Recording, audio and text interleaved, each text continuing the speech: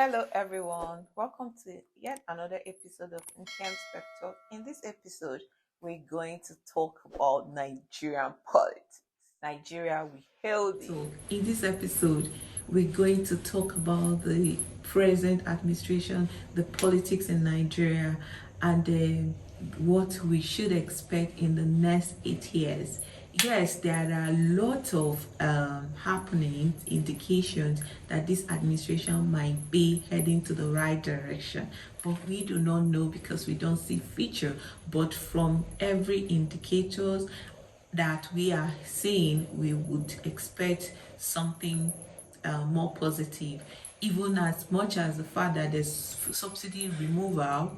Hello everyone, if you're just joining me here for the first time, you're welcome. But if you've always been here, thank you for tuning in again. So we are discussing Nigerian politics today, and we are saying that President Tinubu led administration might be a positive impact to Nigeria.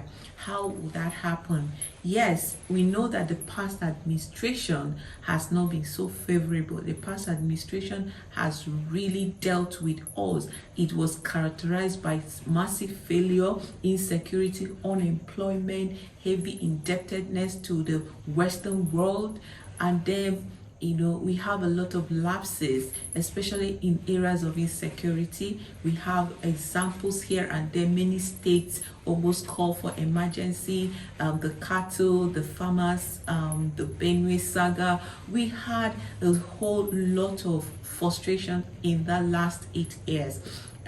Which was led by Buhari, and then he also brought out all his weakness as a general in the army. It was so bad, but we believe that this administration will do something.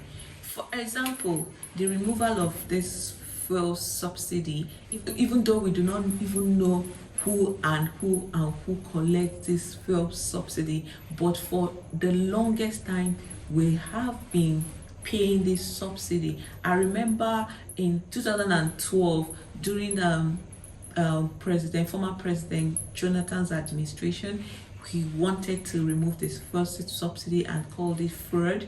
But guess what? The opposition fought it down and said that Nigerians were going to suffer, and we were shut down. The Nigerian economy was shut down more than 2 weeks. And then here again, how many years later, and we find out that removing the fuel subsidy was going to be a good step in the right direction. And now that's the irony, those people that fought down the subsidy removal are the ones that quickly rushed to remove it. Now nice common Nigerians, me and you, we're buying fuel which is ranging from 490 naira depending on your location to 650 depending on your location. I know if you buy fuel in the east, you're going to buy it almost 600 naira.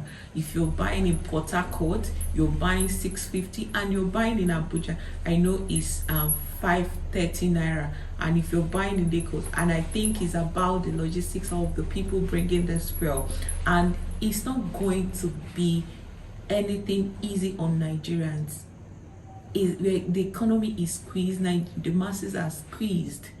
You can imagine someone that is earning below 100,000 naira would have to sustain the hike in prices. If you don't, even if you're not buying fuel directly, you're paying for transportation, and there's a hike in everything.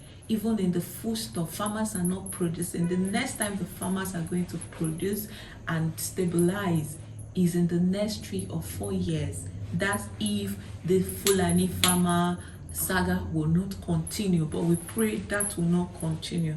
Okay, now apart from the fuel hike, there's the value of naira, which means that dollar will compete against itself for stability. For instance, if you say that official rate for a foreign exchange is 750 to 1 naira, meaning that everything that is being imported in Nigeria is going to be ×3 of the former price, and that is going to also impact on the masses. Why Nigerians, can we please stop importing things? Can we please be self-reliant? Can we please start producing things? There's something the South African government is doing that we need to also copy that. I think Ghana has also started it. For every investor that is coming in, for example, we should have our own car plant, we should have our own every manufacturing company that is producing outside. It should come to Nigeria and start producing. It does not make a lot of sense for us to keep importing. When we keep importing, we keep giving value to dollar. We are not enhancing and stabilizing our own naira. Let's stop heavy importation. That's the implication of all of this.